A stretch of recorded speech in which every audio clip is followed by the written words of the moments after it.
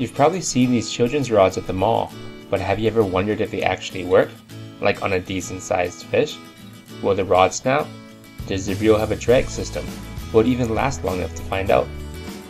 Well, if you're as curious as I am, stay tuned. I thought I would do some experimenting on my own. I guess the best place to start is Walmart. They have an alright fishing aisle, and I know they carry tons of these types of rods. I was actually quite surprised with the wide selection they had. I even think they had more children's rods than standard rods. There were many rods to choose from, but I thought I'd go with the motto endorsed by Spider-Man. There's no way he would lend his name to a substandard product. The rod is nothing fancy, and also the cheapest rod they had. It even comes with a small fish to practice your casting.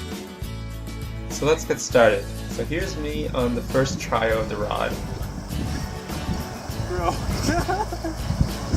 Yep, you heard me, it broke. The reel and the rod itself are fine, it's just the line is made of some really cheap mono. I think it's probably like 2 to 4 tests or something. Because of the line snap, I lost my lure, but that didn't stop me. I thought I'd give it another try. I re-rigged up another lure and started practicing to see what the rod could actually do. So the lure I decided to use is a small spoon. As you can see, I can't cast very far with this thing. It's kind of complicated and I don't want to snap the line, so I need to keep my cast short. This went on for a while, probably a lot longer than it should have. At this point I realized that if I were to have any chance to catch a fish, I'd have to make some changes. So here I am again, but this time with some changes. The obvious change that I made was changing the line. I know this is not exactly factory spec, but there is no other way to do it. And besides, on this river that I'm fishing, you don't want to use 2 or 4 pound tests, you need at least 8. And now with a stronger line, I can see that there is a drag system on the reel. It's not the greatest, it's pretty hard and it's not consistent, but I guess it'll do. So this clip here basically sums up how the day's been going. I've been hooking some fish, but not able to land any.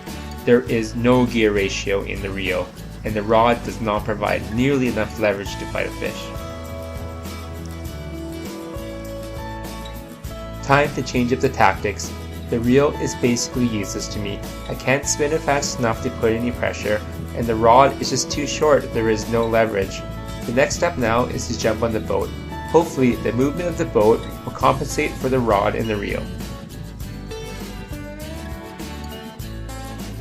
And finally we hooked up.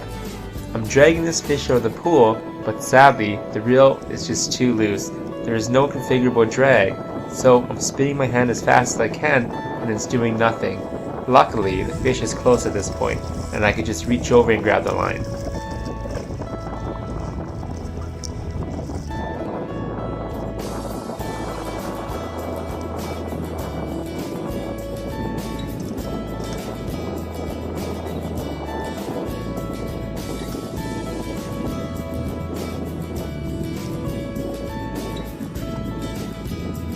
So I guess it could be done. We caught a fish, but let's see if we can do any better. So here we are again, using the same tactic, fishing from the boat. And you can see the drag is giving me the same problem they did last one. I'm spinning it, but the fish isn't moving.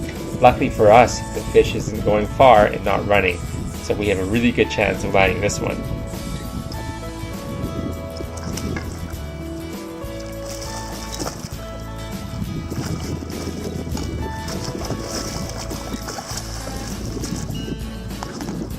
That's a fish.